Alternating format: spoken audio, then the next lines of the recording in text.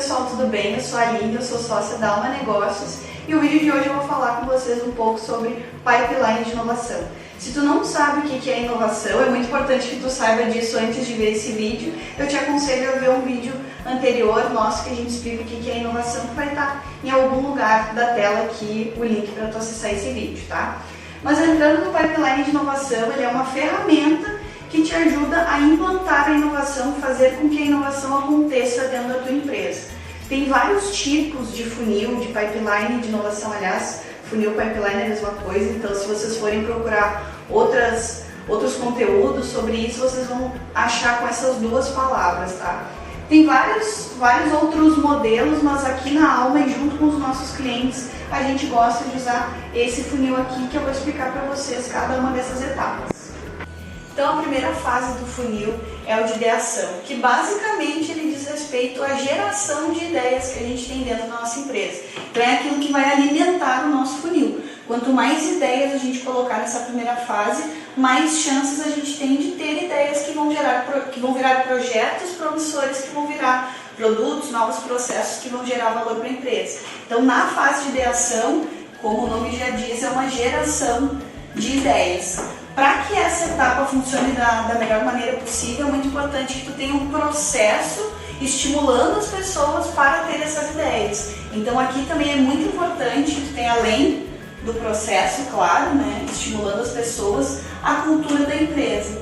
Se a tua empresa não estimula que as pessoas tragam novas ideias, que elas desafiem a maneira como as coisas são feitas na empresa, muito dificilmente tu vai conseguir rodar isso aqui.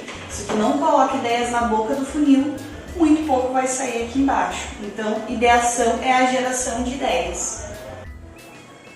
A fase de priorização é bem como o nome já diz, é a hora da gente priorizar as ideias que foram geradas. Então aqui da ideação é muito volume dessas ideias que a gente vai ter, até é importante que a gente tenha alguns balizadores para as pessoas fazerem uma breve descrição dessa ideia, para não ficar uma ideia solta assim, para que quando a gente for priorizar, a gente já sabe o que aquela pessoa quis dizer com aquela ideia, de onde surgiu, qual foi a inspiração, o que ela está pensando para a implantação daquilo, tá? Então ter, digamos, um checklistzinho, um formulário explicando um pouco melhor o modelo da ideia vai funcionar bem, porque vai ajudar nessa parte da priorização.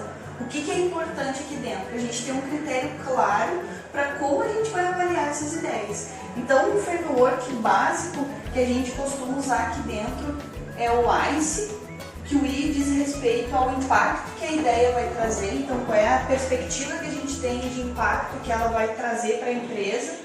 O C é o de confiança, então o quanto a gente está confiante sobre o resultado que a gente está esperando daquela ideia. Então, se a gente já viu aquilo acontecendo em um outro lugar, tem alguma referência, a nossa confiança é um pouco mais alta. Isso é uma coisa absolutamente nova, nunca vi acontecer, a nossa confiança é um pouco mais baixa. Tá? Tudo isso aqui dando notas de 1 a 5, tá? Sendo 5 o maior nível de confiança, de impacto, enfim, e 1 o menor deles.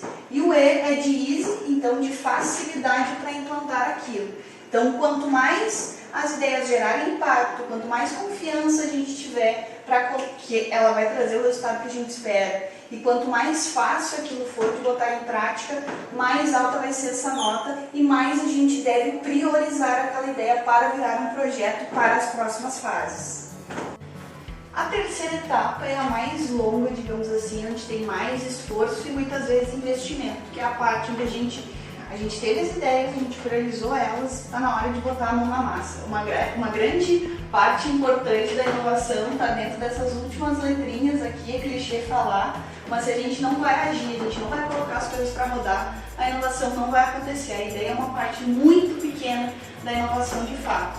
Então aqui no desenvolvimento é a gente colocar força naquelas ideias que viraram um projeto agora, depois de priorizados, né? Para que a gente faça esse desenvolvimento. Então a gente falar sobre MVP, né, mínimo produto viável, para validar essas ideias, a gente já ter um orçamento alocado, uma equipe alocada, tudo isso vai fazer com que essas ideias se desenvolvam, né, esses projetos se desenvolvam de maneira mais otimizada. Então essa etapa, de forma resumida, é para a gente colocar força para desenvolver e a gente validar as premissas que a gente teve quando a gente teve essas ideias e posteriormente priorizou elas. Então essa fase é mão na massa.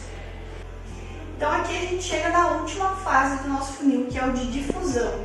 Difusão tem muito a ver com a multiplicação, tá, daquilo que a gente desenvolveu. Então, partindo do pressuposto que as ideias aqui na parte de desenvolvimento, os projetos, eles foram validados, né? A gente validou as premissas, as hipóteses que a gente tinha, a gente agora vai multiplicar isso para um cenário maior, né? Então, se a gente estava trazendo aqui uma ideia, né, um projeto para melhoria de um processo, a gente pode ter feito desenvolvimento específico em uma área pequenininha, e agora que a gente viu que ele funciona, que ele validou as hipóteses que a gente tinha, é a hora de expandir isso para toda a empresa. Então, é o momento que a gente testou num ambiente menor, mais controlado, que a gente vai difundir. Se é o caso do desenvolvimento de um novo produto, a gente pode ter vendido esse produto para um nicho específico. A gente validou que ele funciona, a solução atende uma necessidade de fato, validamos estrutura de custo, remuneração e tudo mais, está na hora da gente expandir esse mercado. Então, é de fato a multiplicação daqueles projetos, né, que se tornaram processos, se tornaram novos produtos para um mercado, para um público maior. Então, aqui é o grande resultado da inovação de fato. Então, esse foi o resumo geral aqui do funil. A gente falou de uma maneira mais ampla sobre cada uma das etapas. Até vale a pena ter um vídeo específico sobre cada uma das fases, que tem bastante coisa que a gente pode falar em cada uma, então fica o gancho para um próximo vídeo. Mas eu queria também falar dentro dessa conversa aqui contigo uma coisa muito importante para que esse pipeline, duas coisas na verdade muito importantes para que esse pipeline aconteça de fato. Para que isso aqui rode e que o resultado disso aconteça, seja a melhoria de um processo, seja novos produtos trazendo receita, a gente precisa ter um processo bem estruturado. Então, para que cada uma dessas etapas aconteça, é importante que a gente tenha pequenos processos para que isso aqui vá se enraizando dentro da estrutura da empresa, não fique no feeling, não fique na iniciativa, na proatividade da equipe. Isso é um combustível muito bom, mas não dá para ficar se baseando só nisso. A gente precisa ter processos que facilitem a evolução desse funil aqui. E por fim, não menos importante, que eu já falei aqui na ideação, é a cultura.